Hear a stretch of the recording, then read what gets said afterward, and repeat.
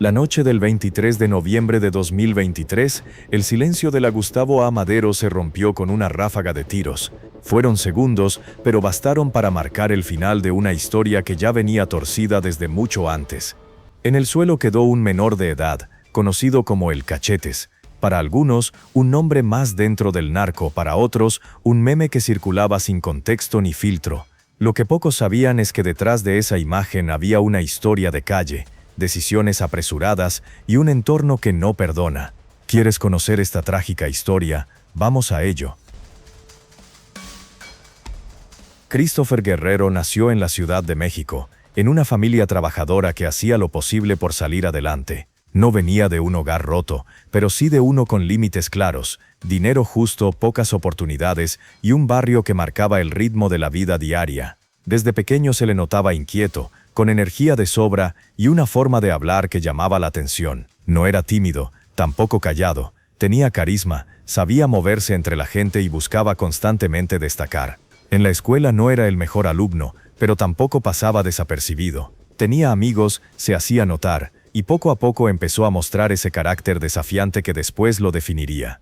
Creció en la colonia Cocoyotes, un lugar donde convivían familias trabajadoras con dinámicas más oscuras que se normalizaban con el paso del tiempo. Ahí, la calle enseñaba rápido. Desde muy joven vio cómo algunos conseguían respeto a través del miedo, cómo otros ganaban dinero sin horarios ni jefes, y cómo el poder se medía en motos, ropa y control del territorio. Para muchos chicos del barrio, ese estilo de vida se volvía aspiracional.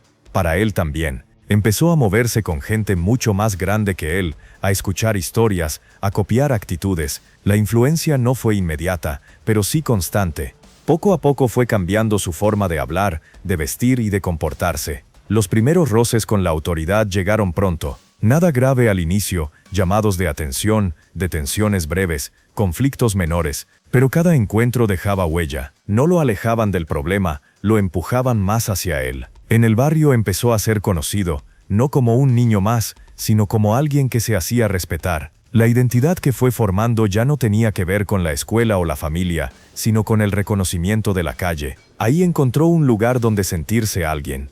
Con el tiempo, ese entorno lo fue acercando a la banda conocida como Los Escamos. No fue un ingreso formal de un día para otro, sino un proceso. Primero recados, luego presencia, después participación directa. Empezó a moverse con ellos en robos pequeños, venta de droga y tareas de vigilancia. Todo eso ocurría mientras aún era menor de edad. La calle le enseñó rápido cómo moverse, a quién obedecer y qué no cuestionar. También aprendió que mostrarse fuerte era una forma de sobrevivir. Las redes sociales jugaron un papel clave. Ahí comenzó a construir una imagen distinta, fotos con armas, mensajes desafiantes, símbolos que hablaban de poder. Se empezó a mostrar como el propio gángster. No era solo para los demás, también era para convencerse a sí mismo de que ya no era el niño del barrio, sino alguien respetado. Esa exposición lo hizo visible, tanto para quienes lo admiraban como para quienes lo vigilaban. Cada publicación reforzaba una identidad que ya no tenía vuelta atrás. Pero eso no es lo peor. La violencia empezó a normalizarse en su día a día, no como algo excepcional, sino como parte del entorno. Los conflictos con otros grupos se volvieron comunes, al igual que las amenazas. Aún así, seguía volviendo a casa, seguía siendo un adolescente que convivía con su familia, aunque cada vez más distante. La verdad es que las detenciones empezaron a repetirse cuando todavía era menor de edad. Entraba y salía de agencias del Ministerio Público como si fueran paradas habituales. Lo detenían por portar droga, por moverse con gente conocida del barrio, por estar en el lugar equivocado a la hora equivocada. Cada vez era lo mismo, llegaba, lo registraban, se abría una carpeta y al poco tiempo volvía a quedar en libertad. La ley marcaba límites claros cuando se trataba de menores, y esos límites terminaron jugando a su favor. No había un seguimiento real, no existía un plan que lo sacara del entorno donde todo había comenzado. Volvía a las mismas calles, a los mismos rostros, a las mismas dinámicas. Con cada liberación, el mensaje era claro, nada cambiaba. La autoridad lo soltaba y el barrio lo recibía como si nada. Eso fue reforzando una sensación de impunidad que se mezclaba con la necesidad de reconocimiento. Empezó a moverse con más seguridad, como si supiera que podía caer y levantarse sin consecuencias. Esa repetición lo fue empujando más adentro del círculo del que ya era parte. No hubo ruptura, solo continuidad. La reincidencia no era una decisión pensada, era casi automática. Mientras tanto, la tensión entre grupos rivales crecía. Las disputas por territorio, por control de puntos de venta, por respeto, se volvían más visibles. Los mensajes ya no eran indirectos. Llegaban advertencias, miradas largas, comentarios que corrían de boca en boca. Él mismo empezó a sentir que algo se movía a su alrededor. Había discusiones, roces y una sensación constante de estar siendo observado. Aún así, siguió apareciendo en los mismos lugares, con la misma gente, como si nada fuera a pasar. Algunos cercanos notaron el cambio, comentaban que estaba más alerta, más serio. Otros dicen que hablaba de traiciones, de gente que ya no era de fiar. Incluso hubo mensajes que después saldrían a la luz, donde dejaba entrever que se sentía en riesgo. Pero nadie actuó a tiempo. Las señales estaban ahí, pero se diluyeron entre la rutina del barrio y la normalización de la violencia. Y entonces llegó la fatídica noche. El ataque llegó sin aviso público, pero no fue un hecho al azar. Ocurrió en noviembre de 2023, cuando se encontraba en una zona que conocía bien. Los disparos fueron directos, precisos. No hubo intercambio ni persecución. Fue un ataque rápido, ejecutado con la claridad de quien sabía a quién buscaba. 9 impactos de bala. Cuando llegaron los servicios de emergencia, ya no había nada que hacer. Las primeras investigaciones hablaron de una acción planeada. La forma en la que ocurrió, el momento elegido y la rapidez del ataque apuntaban a algo más que un encuentro casual. Las autoridades encontraron indicios de seguimiento previo y movimientos coordinados. Todo indicaba que alguien cercano sabía dónde estaría y cuándo. La posibilidad de una traición interna empezó a tomar fuerza, aunque nunca se confirmó del todo.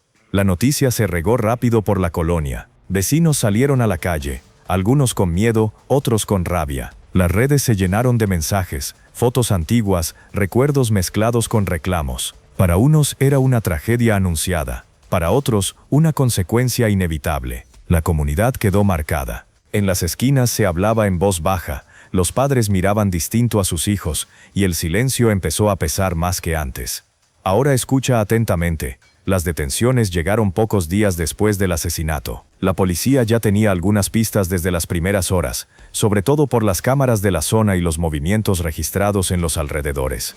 Fueron 5 los detenidos, jóvenes en su mayoría, algunos con antecedentes y otros casi desconocidos para la autoridad. En los operativos se aseguraron armas, teléfonos y objetos que los vinculaban con el ataque. Las pruebas balísticas confirmaron que al menos una de las armas había sido usada en otros hechos violentos recientes. Los testimonios recogidos hablaban de un conflicto interno, de tensiones que venían acumulándose desde semanas antes. No fue un ataque al azar. Todo apuntaba a un ajuste de cuentas dentro del mismo entorno criminal.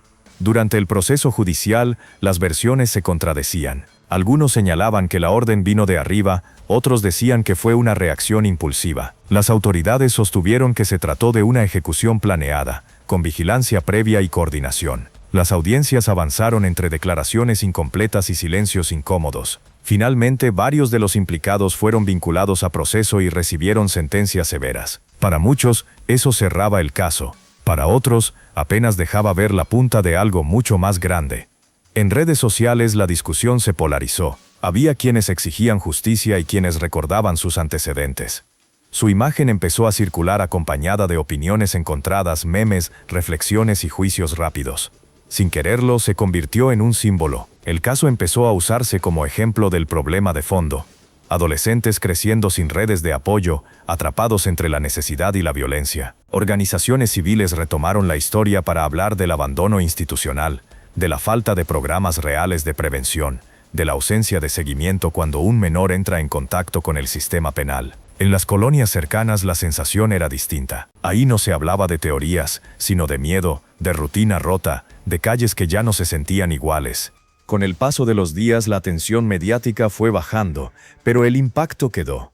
En el barrio su nombre seguía apareciendo en conversaciones cortas, en miradas largas, en silencios incómodos. Algunos lo recordaban como el chico que saludaba a todos, otros como alguien que se perdió demasiado pronto. Nadie negaba que había tomado malas decisiones, pero tampoco podían ignorar el contexto que lo rodeó desde niño. En 2025, muchas personas compartieron diferentes imágenes, memes y comentarios de este joven, lo que le dio un impulso a su historia para hacerse viral en distintas redes sociales.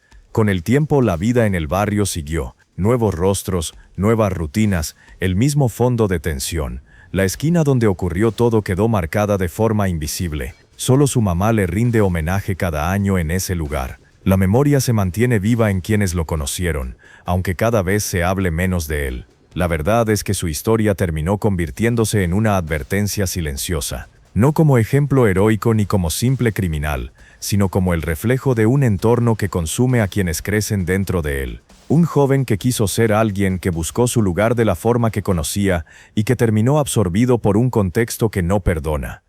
En mi canal tu opinión es importante. ¿Qué piensas de este chico? ¿Crees que el Cachetes fue víctima del entorno o es el único responsable de sus decisiones? Comenta tu respuesta en la caja de comentarios, te estaré leyendo, y hasta aquí el vídeo de esta oportunidad. Espero que este contenido haya sido de tu agrado. Si así fue, apóyame con tu suscripción para que veas todos mis vídeos. Hasta la vista.